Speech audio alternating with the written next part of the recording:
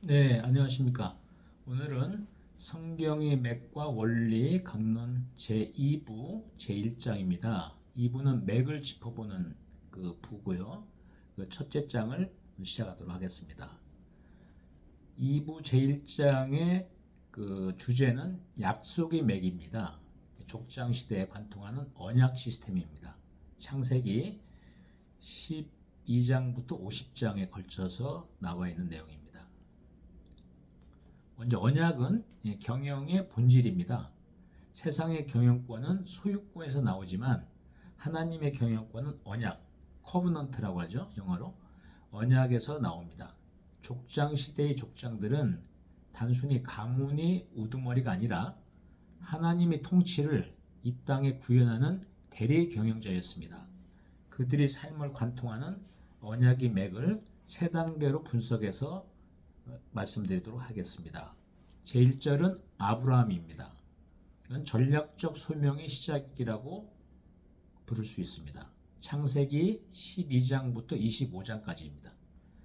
핵심은 떠남, separation과 위임, delegation입니다.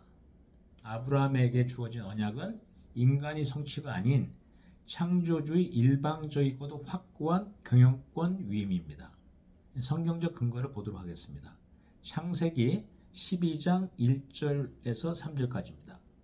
여호와께서 아브라함에게 이르시되 너는 너희 고향과 친척과 아버지 집을 떠나 내가 내게 보여줄 땅으로 가라.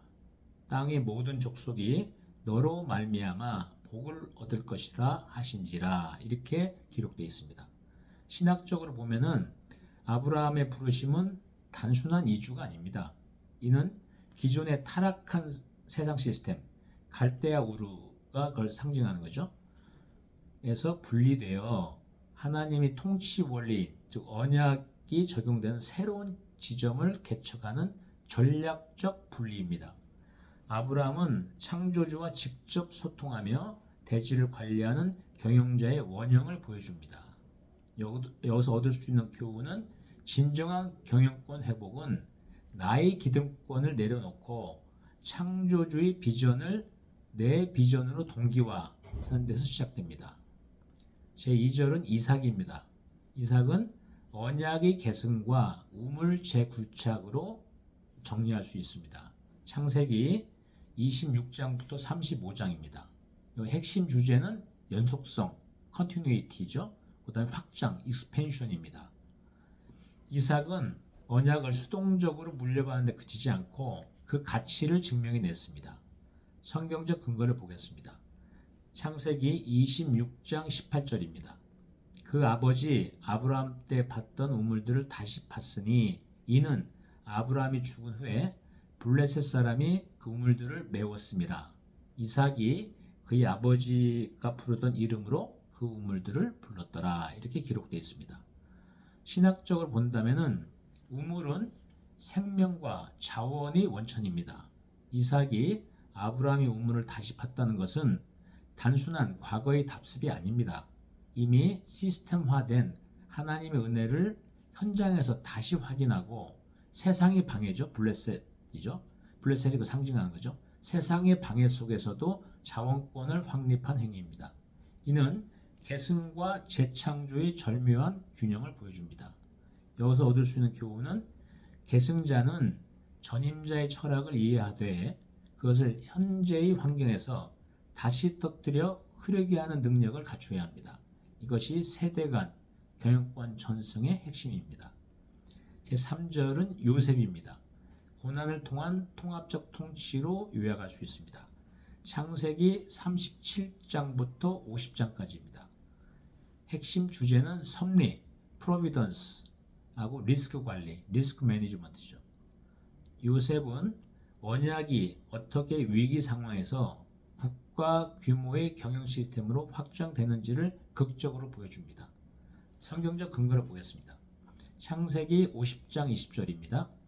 당신들은 요셉의 형들이죠. 당신들은 나를 헤아려 하였으나 하나님은 그것을 선으로 바꾸사 오늘과 같이 많은 백성의 생명을 구원하게 하시려 하셨나니 이렇게 기록되어 있습니다. 신학적으로 본다면 요셉의 삶은 경영의 최종 단계입니다. 그는 감옥이라는 극한의 리스크를 경험했으나 창조주와의 관계를 통해 국가 전체의 경제를 설계하는 자리까지 나아갔습니다. 요셉에게 있어 경영은 고통을 가치로 환산하고 결핍을 풍요로 전환하는 신의 섭리의 구현입니다. 그가 이집트의 모든 것을 창고에 비축한 것은 자신의 탐욕이 아닌 언약 공동체의 생존을 위한 책임 경영이었습니다. 여기도 얻을 수 있는 교훈은 위기는 하나님의 통치 시스템이 작동하기 위한 무대입니다. 진정한 경영자는 환경의 변화, 고난 속에서도 하나님의 궁극적인 목적을 잃지 않는 통찰력을 가져야 합니다. 제4절은 제단과 장막입니다. 이 경영의 중심축이죠. The altar and the tent입니다. 핵심은 족장들은 정착된 왕국을 다스린 것이 아니라 이동하며 하나님을 경외하는 독특한 경영 모델을 창시했습니다. 제단은 통치 철학의 본질이고 장막은 현장 중심의 기동성입니다. 제단이 없는 장막은 떠돌이 무역성에 불과하고 장막이 없는 제단은 세상과 격리된 유물일 뿐입니다. 아브라함, 이삭, 요새의 삶을 관통하며 그들이 어떻게 혼란스러운 세상 속에서도 흔들리지 않은 경영체제를 구축할 수 있었는지 그 비밀인 장단과 장막 시스템을 분석하겠습니다. 일반적으로 본다면은 이거 경영의 이동성과 견고함이 좋아다 이렇게 분석할 수 있습니다. 세속적 경영은 고정된 자산, 예를 들어 부동산이나 설비 이런 걸 말하는 거죠. 고정된 자산을 중심으로 이루어지지만 족장들의 경영은 어디서나 작동하는 시스템이었습니다. 첫째, 제단입니다. The altar요. 변하지 않는 가치와 창조의 뜻을 확인하는 거버넌스, 지배구조의 핵심입니다. 장막은 The tent는 환경의 변화에 기민하게 반응하고 확장하는 오퍼레이션, 현장 운영이죠. 의 유연성입니다. 오퍼레이션의 유연성입니다. 이 둘의 결합은 현대의 글로벌 무역 플랫폼이 추구해야 될 핵심적 가치의 고수와 글로벌 확장의 기동성이라는 두 마리 토끼를 잡는 완벽한 구조입니다.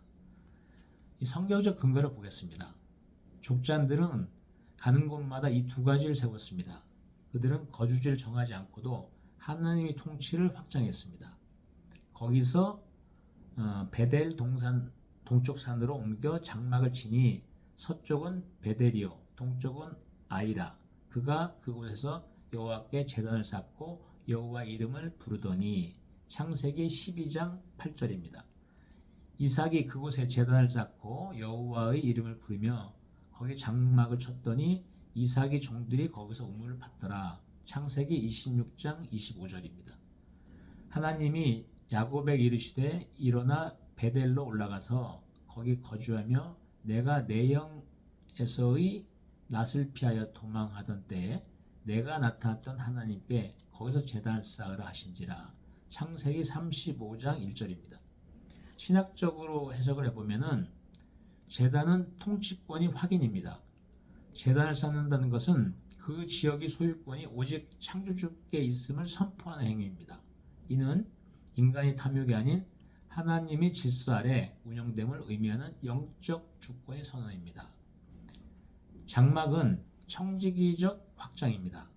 장막은 고정된 건축물이 아닙니다. 언제든 거두어 이동할 수 있는 유연한 조직체입니다. 이는 성경적 경영이 고착화된 관습에 얽매이지 않고 세상의 끝까지 하나님의 공의를 유통하기 위한 확정성을 가진 플랫폼임을 시사합니다. 통합적으로 이걸 의미를 살펴보면은 제단과 장막이 함께 있을 때 족장들의 경영은 결코 무너지지 않았습니다. 경영의 본질, 제단을 놓치지 않으면서 그 경영의 현장, 장막을 글로벌하게 넓혀 나가는 것이 이것이 성경이 말하는 축복의 경영법입니다. 제5절입니다. 족장 경영의 전략적 기동. 첫째는 갈등 관리와 협상 전략입니다. 양보의 미학과 경계의 확장입니다. 족장들은 갈등 상황에서 감정적으로 대치하지 않고 전체 플랫폼의 확장과 가치 보존을 위해 전략적 결단을 내렸습니다. 일반적으로 본다면 대규모 프로젝트나 비즈니스 확장 과정에서는 필연적으로 이해관계가 충돌합니다. 이때 성경적 경영은 내가 승리하고 상대가 패배하는 게임이 아니라 상대에게 선택권을 주고 결과적으로 더 큰 판, 즉 플랫폼을 확보하는 전략적 양보를 지향합니다. 이는 단기적인 손해를 통해 장기적인 우위를 점하는 고도의 협상 기술입니다. 성경적 근거를 보겠습니다. 창세기 13장 8절부터 9절입니다. 아브라함이 롯에게 이르시되, 자기 조카죠. 롯에게 이르되 내가 좌하면 나는 우하고 내가 우하면 나는 좌하리라. 그리고 창세기 26장 22절에 보면은 이삭이 거기서 옮겨 다른 우물 봤더니 그들이 다투지 아니하였으므로 그 이름을 르호봇이라 하여 이르되 이제는 여호와께서 우리를 위하여 넓게 하셨으니 이 땅에서 우리가 번성하리로다 하였더라 라고 기록하고 있습니다. 신학적으로 해석을 해보면은 아브라함은 롯에게 우선권을 부여함으로써 갈등의 불씨를 제거했습니다. 이는 하나님의 언약이 사람이 다툼에 얽매이지 않음을 신뢰했기 때문입니다. 이삭이 양보한 우물 르호봇은 넓은 장소라는 뜻이라고 합니다. 신학적으로 볼 때 갈등 상황에서의 양보는 패배가 아니라 창조주가 예비하신 더 넓은 공간, 즉 확장된 비즈니스 영역이죠. 현대적으로 표현하면 더 넓은 공간으로 나아가는 통로입니다. 경영자는 갈등을 두려워하지 않고 이를 통해 시장을 재편하고 확장하는 통찰력을 가져야 합니다. 두 번째는 부의 주권과 청지기 정신입니다. 창조주와의 파트너십입니다. 족장들은 엄청난 부를 소유했으나 그 부의 기원이 누구로부터 왔는지를 명확히 하는 시스템을 갖추고 있었습니다. 일반적으로 본다면 글로벌 규모의 경제활동을 수행할 때 가장 위험한 것이 부의 사유화와 오만입니다. 성경은 부의 주권이 경영자 개인이 아닌 창조주께 있음을 인정하는 여러 가지 시스템, 예를 들자면 구약의 11조 같은 거죠. 그런 시스템을 통해서 경영이 정당성을 확보하고 부패를 원천적으로 차단하는 거버넌스를 제시합니다. 성경적 근거를 보겠습니다.